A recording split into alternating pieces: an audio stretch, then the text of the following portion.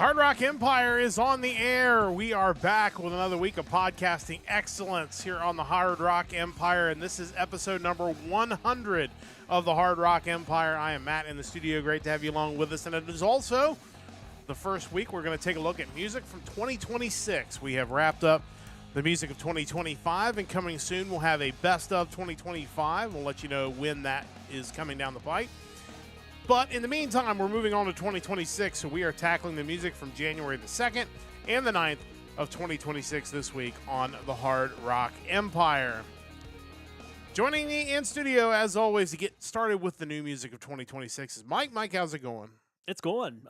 Excited to get into 2026. I know starting out it's a bit slow going as far as the first couple weeks go. Hopefully week 3 will pick up after that, but you know, there were some interesting choices, not a lot quantity-wise, but, you know, if you're into maybe some of the subgenres that aren't necessarily commercially viable in 2026, there might be something for you this set of weeks. Yeah, a section of music and some bands that definitely had some interesting sounds for sure, but I think the big thing is trying to get our internet back up and running. That's going to be the big thing, but for everybody, but you're going to have to look a little bit this week. There wasn't that one thing that maybe immediately jumped out at you. You kind of had to get a little deeper in some of those albums. Yeah, for sure. And maybe that's by design and for the best, because I think with anything, once you get into that new year, your first thought isn't, hey, what's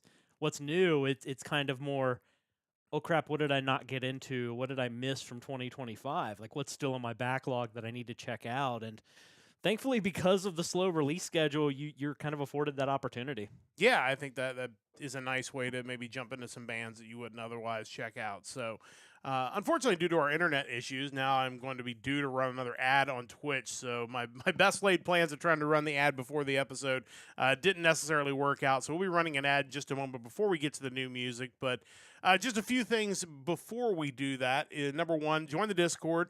I've pinned it in both of the chats, so you'll definitely get a chance to check that out. Big thing about the Discord is that is where you can find out our stream schedule. If we pose questions, you can answer those questions in the Discord. It's kind of where we cultivate our community, so we encourage you to check that out in the Discord. Again, pinned in both of the chats, assuming that our internet doesn't drop again. The other thing, obviously, our website, nerdcastempire.com. We've got a bunch of new stuff coming up here in 2026, including getting back to talking about anime and Japanese music. That'll be coming up over the next couple of weeks. Again, we'll have a best of 2025 coming up very soon, so make sure you stick around for that. And other things that'll be coming ahead. So make sure you check out our website, check out our Discord. That's really kind of where our hub is. So you're going to want to check that out. So in a moment, we'll be running ads as soon as it gives me the option to do so on Twitch. So in the meantime, while we're waiting for that to pop up, we'll go through and paste the playlist for this week in the chat. And it is, admittedly, a bit on the small side. No surprise. The beginning of the year tends to be a little bit small as far as playlist goes because there just isn't much music released at the very end of the year or the very beginning of the next year. So to try to be able to take advantage of that, we have put together 2 weeks again this week. It is the music of January the 2nd, January the 9th, so you can check out Mike's playlist and find something that you like. And like Mike said, definitely an interesting variety this week, but just not a lot of depth. It is a very short list, which is not too surprising. While we're still waiting to be able to get this ad done with before we get to your spotlighted band for this week, let's talk a little bit about some of the other things that are on the playlist this week that caught your attention. Yeah, for sure. As far as some of the bigger acts, Alter Bridge had a new album, self-titled. What I've heard of that is solid. They're always solid. The Proto Men have released Act 3, The City Made Us. Got to listen to some of that.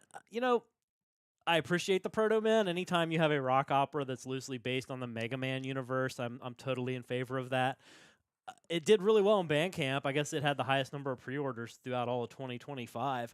I think for my taste, I still kind of prefer the Megas and their kind of brand of nerdcore, so to speak, that's more just kind of overtly, hey, we're covering the music from this game in our own style, but still really cool and something that I think will grow on me as I listen to more of it.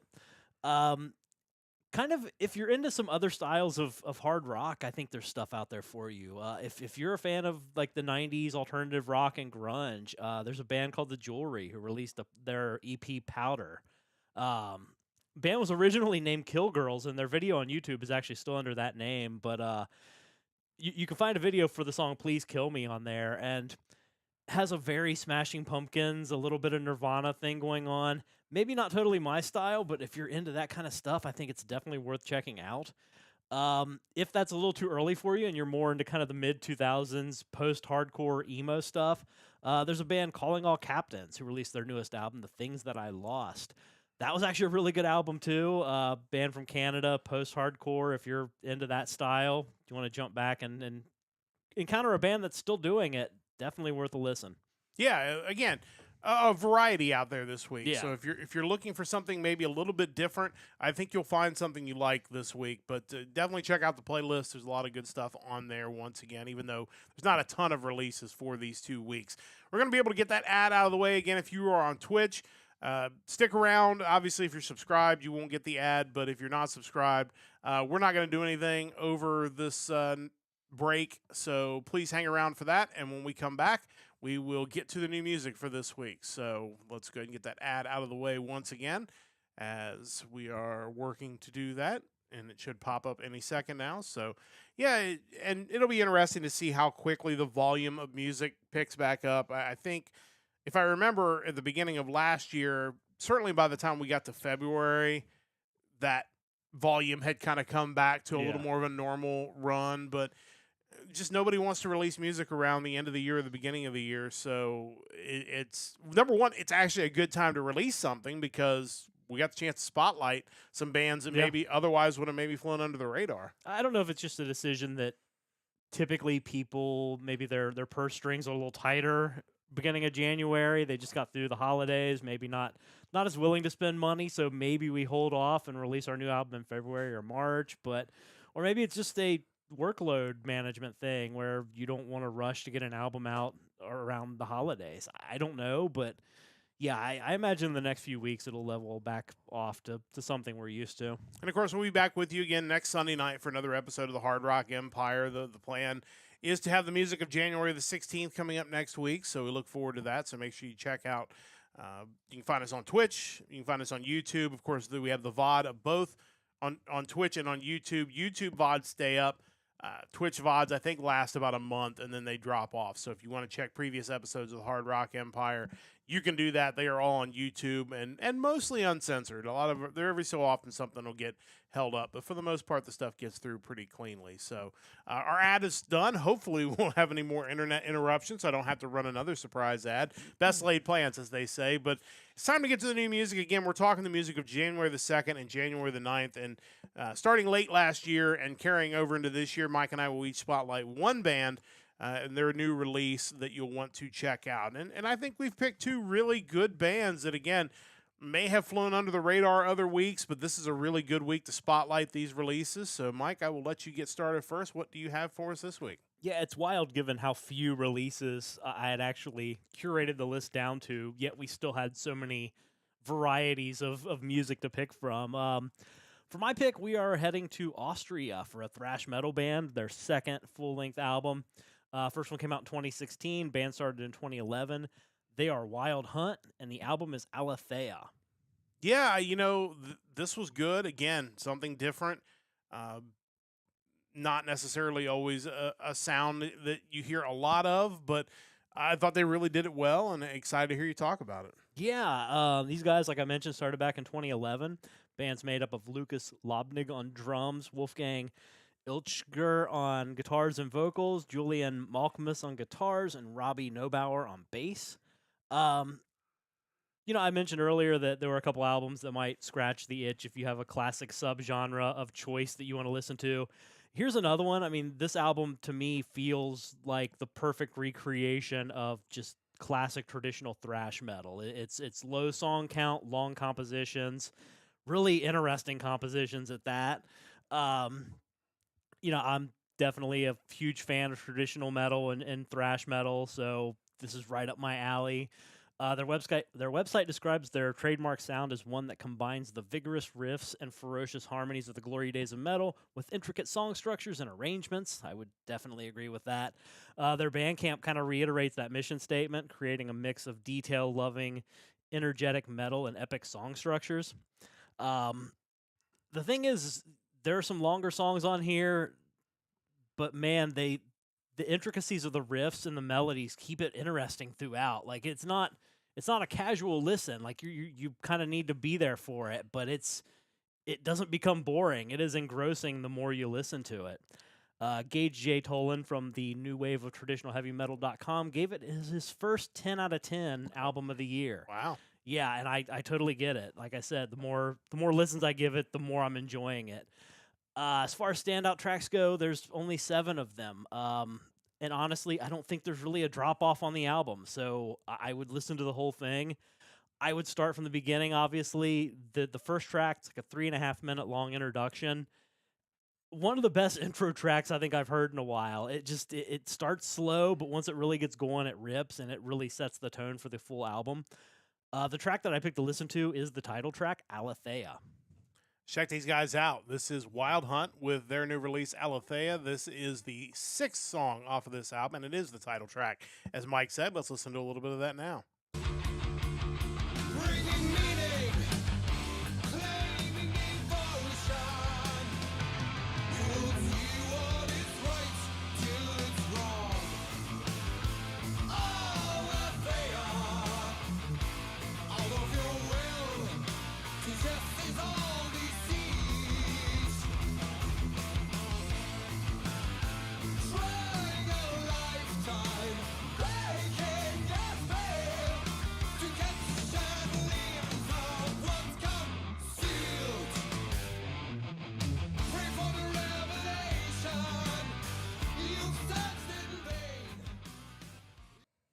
Yeah, overall, they've got a really good sound. It's a kind of a throwback, but doesn't sound dated. Wish YouTube Music would just normalize all of these releases instead of one coming in and it's really quiet and the next one comes in and it's really loud. Like, I don't know how that can happen, but you feel like there would be a way for them to do that. But yeah, this is really good. And I think as far as, this style of music, I think to do it well, you have to be able to take something like this and make it your own and not make it sound like you're ripping off maybe some of the influences you have. And these guys have their own sound, and because of that, it sounds great. And overall, I think they've gotten the year off to a really good start. Yeah, absolutely. They still have a few copies left of their purple vinyl on their Bandcamp, so you might want to check that out. Looks like a little more of the black vinyl, but they're definitely pushing physical, which is great too, but it's definitely something worth owning, I would say. Yeah, definitely check those guys out. Wildhunt, their new album out as of January the 2nd/9th, our 2-week release schedule this week, but good stuff from them. I'm going to be talking about a band that kind of went away for a little while, but they are now back together, which is great to see, and this is a long overdue second release from this band. This is a gothic metal rock band from Finland. This is For My Pain with their new release, Buried Blue. These guys, as we talk, this happens a lot on this podcast where we come across these bands that went for a while and they went away for a while and came back. These guys were formed in 1999. They reactivated in 2023 after going inactive in 2005, and this is their second full-length album. The first one was in 2003, so their fans have been waiting for a long time for this.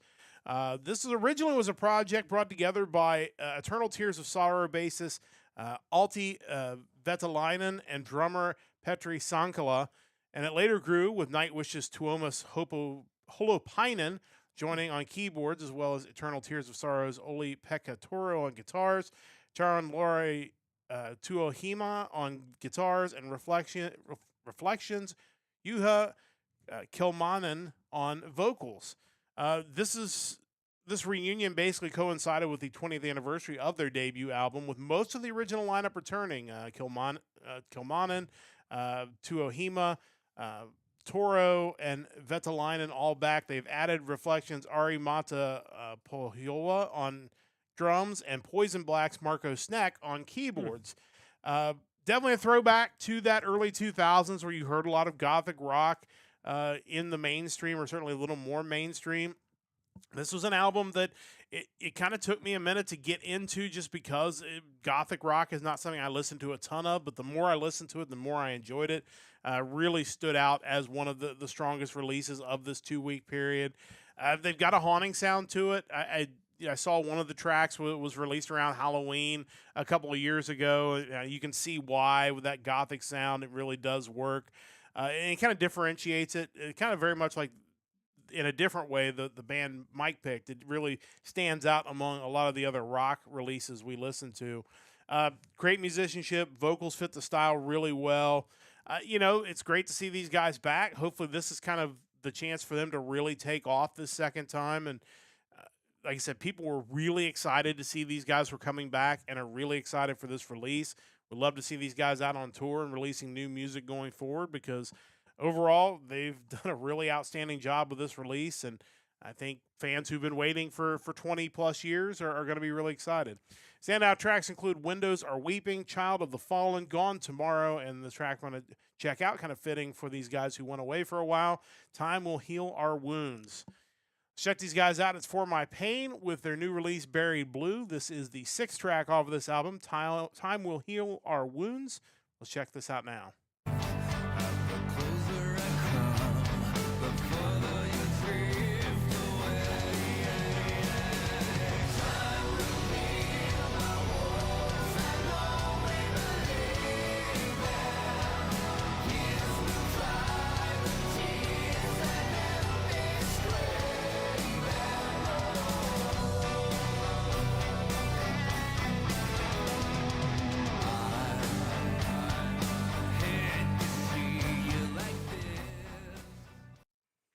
When I hear this song and tracks off of this feels like a group that could tour as a support act of a band like Ghost, where you have that basically thematic, gothic, dark themes there, but very melodic at the same time. It's not on the far end of that spectrum.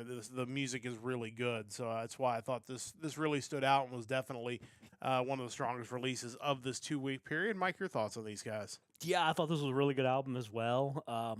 It seems like kind of the fate of a lot of those gothic metal bands. You get into one and then they just disappear for years and years and years. Kind of cool to see there's a connection to Poison Black in this band. Big fan of them, as I was with Sentenced. Two bands that are not around anymore. Yeah.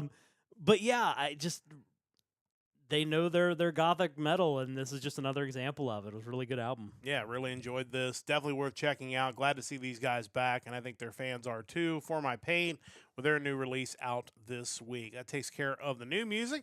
It's time to go into the vault, where Mike and I will each give you a classic album to check out. And Mike had a challenge this week for the vault. Of course, he's going through the stages and days of Sonic Temple, which is coming up in just a few months now. It'll be here before you know it, coming up in May. And he's gone through a few of the stages and days so far, but now he has come to a stage and a day that presents an interesting lineup of bands that he had to choose from this week. But he thinks he's found a winner. So, Mike, what do you have for the vault today? Yeah, so we have moved on. We are now stage 4 Friday. They've done a pretty good job with Sonic Temple as far as setting up these stages with kind of similar-ish themes. Some weeks that makes it a little easier for me to find something to pick, and in this week it's made it a bit more challenging. Stage 4 on Friday being headlined by Lorna Shore, deathcore band out of New Jersey, followed by Kublai Khan, Texas, a metalcore beatdown hardcore band from Texas. Paleface Swiss, beatdown hardcore deathcore new metal from Switzerland. Chelsea Grin, a deathcore band from Utah. Brand of Sacrifice, cool Berserk reference, deathcore band out of Canada. Signs of the Swarm, deathcore out of Pennsylvania. Jiluka, avant-garde metal, gent. Progressive metalcore, electronicore from Japan. Not Enough Space, a metalcore, hard rock, post-hardcore band, and Left on Red, a metalcore band out of Missouri. I'm not a deathcore guy. I've said that before on this podcast. Still holds true. Beatdown hardcore, probably not also my style. I'm definitely more into the melodic side of metal. Give me heavy instrumentation, but give me something melodic on the other end. That being said, just looking at the options, I kind of went with the one that sounded the most interesting to me.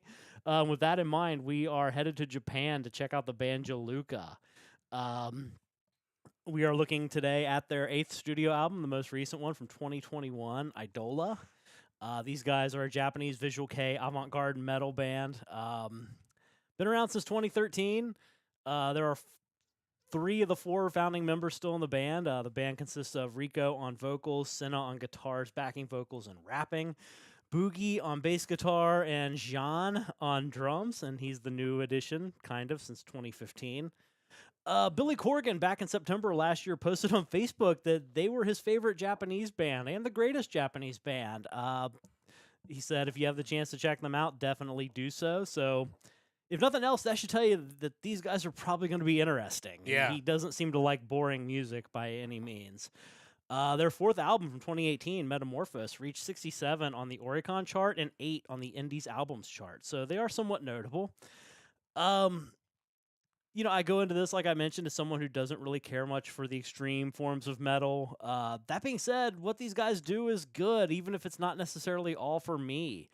There are instances of cleaner singing in songs like Eclipse and Ablaze. You definitely hear the electronic core tag on 2 of the short instrumental tracks, 1 and 6. If you're into other bands performing on this stage, I think there's no reason you shouldn't enjoy these guys. They're definitely good at what they do. And it's always interesting discovering Japanese music that I didn't find out from an anime. So that's always a cool thing as well. Mm-hmm. Standout tracks on the album for me were Eclipse, Bela Data, and Ablaze. It's 7 tracks, of which 5 are really complete songs. It's 24 minutes long. If you're planning on going to Sonic Temple and just kind of want to check out something new, give these guys a listen. Yeah, interesting.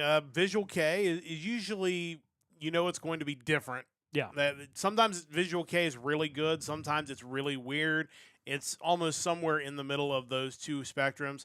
Avant-garde is usually pretty scary. When a band describes themselves as avant-garde, I've learned over these 100 episodes that often translates into something I'm not going to enjoy.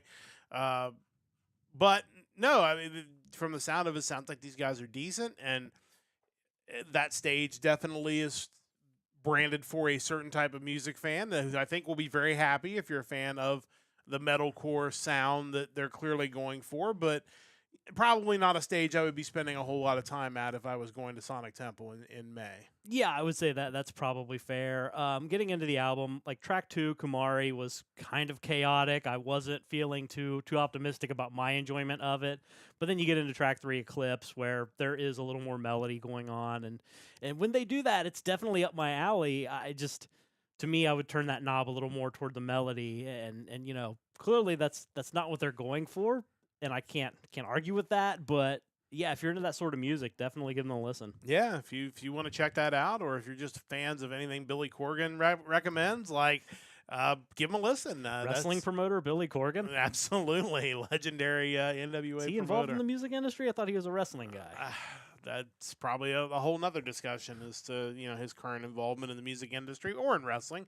But yeah, definitely check these guys out, especially if you are going to Sonic Temple and you're looking for something interesting. So definitely interesting, but wish you the best on the next stage you choose for that. So do we have one more trip around the world next week, or did we wrap that up last week? I think I was doing it once more, right? That's what I was thinking. I have to pull my... I can't remember exactly where we're headed next week, but I feel like it was somewhere that was doable. Yeah, that's probably on my other set of notes from the prior episode, if I had to guess. But yeah, stay tuned for next week. Mike's got one more trip around the world as far as his random country generator, so that'll be. I don't remember just offhand. That'll be coming up next week. So we're gonna quickly run one more 90-second ad on Twitch, so that'll give Mike time to go pull up his notes. So stay tuned. We'll talk about that during the break, and then we'll come back with my vault pick and wrap up this episode of the Hard Rock Empire number 100. That's right. It took 3 spins. Yes. Got Ivory Coast, followed by Rwanda, and then Egypt. So yeah, Egypt should be interesting. I think. Egypt will probably be doable. So, we didn't plan on spending a lot of time on the fact this is the 100th episode of the Hard Rock Empire because we just did a 200th episode look back on the overall podcast. Bunch of numbers. 100 episodes is a lot. Like that is, 2 years worth of music basically that we have gone through because we've had some combined weeks, Yeah. and the first episode was like a month's worth or something like that as we were getting started, and we've changed the format a few times. But again, I think the one takeaway is there's so much good music out there that if you are someone, and I was this person 2 years ago or whenever we started this particular podcast, I was that person thinking there's just not that much good music out there. There's no Yeah. bands aren't making good music anymore. If you're that person and you tune into our podcast, I encourage you to dig through it because it turns out there is good music. It's just not going to be spoon fed to you anymore. And I think that's the biggest crime, really. And I know I mentioned it last week as far as the 24/7 music MTV channels disappearing. It's there's so much variety out there that I think it's just not getting to the people it needs to get to well enough. And clearly people weren't watching those music channels or they wouldn't go away. But I just there's got to be a vehicle for that, and I still don't know what that is. I feel like satellite radio is still kind of missing some key components. There's tons of channels there, but you're still not touching all the bases somehow. Yeah, it's there's definitely a gap there, and we're doing our best to at least fill a little bit of that gap here with this podcast. So we appreciate everybody who tunes us in, whether it's live or on the VOD. And with that commercial break wrapped up, it is time to get into the vault for me. And I am getting close to the end of going through all the Frontiers bands letter by letter. We're basically going through spending 2 weeks on each letter and checking out some Frontiers labeled bands. And if they are bands who maybe had releases that were not on Frontiers, I've tried to keep this to just Frontiers releases, which explains the choices for this week, because we are going to check out the band Warrant. Now, Warrant obviously did a lot of stuff pre-Frontiers even existing, but they did join up with Frontiers for this album, and I believe going forward from here. This is the 8th studio album from Warrant, released on May 17th, 2011. This is Rockaholic. This is the first album to feature the band's third lead singer, Robert Mason, was formerly of Lynch Mob, who replaced Janie Lane in 2008. Of course, Janie Lane sadly passed away 3 years after that. And we have talked a lot on this podcast about our appreciation for both Warrant and Janie Lane, a band that unfortunately was pigeonholed into a style because of their one mega hit song that really was not reflective of what their music sounded like. It's absolutely a band, and we'll say it again here because we have the opportunity that you absolutely should dig into their catalog because they have so much good music. But this is something obviously a little bit later on. Lane had returned to the band in 2008 for a reunion tour, but by the end of the year, he had parted ways with the band for a second time. Of course, Lane replaced the former lead singer, Jamie St. James, who performed lead vocals on the band's last album, Born Again, and who initially replaced Lane in 2004. So kind of a shuffling of lead singers in there. Robert Mason is still with Warrant, so if you go see Warrant nowadays, he's there, and he's continued on basically from this point as the band's lead singer. In fact, the entire lineup I'm going to list to you that was on this album in 2011 is the exact same lineup they're touring with today. So Robert Mason on lead vocals, Joey Allen on lead guitar and backing vocals, Eric Turner on rhythm guitar and backing vocals, Jerry Dixon on bass and backing vocals, and Stephen Sweet on drums and backing vocals. This album did well in 2011. It reached number 22 on the Billboard U.S. Top Hard Rock Albums. A couple of singles off this album, Life's a Song and Home. It should have done well because it's a good album. Obviously, Robert Mason's sound as a lead singer is different from Janie Lane. Janie Lane was a unique and gifted and talented lead singer. So nobody was going to be able to come in and replicate exactly what he was doing. But Robert Mason is a great vocalist and has done a really good job with this album. The deluxe edition of this includes re-records of Cherry Pie and Down Boys. Robert Mason singing on both. Did a good job with both. Obviously, I'm sure it was a thought that, he's singing them in concert. Might as well have him sing a recorded version of them as well. He does a good job.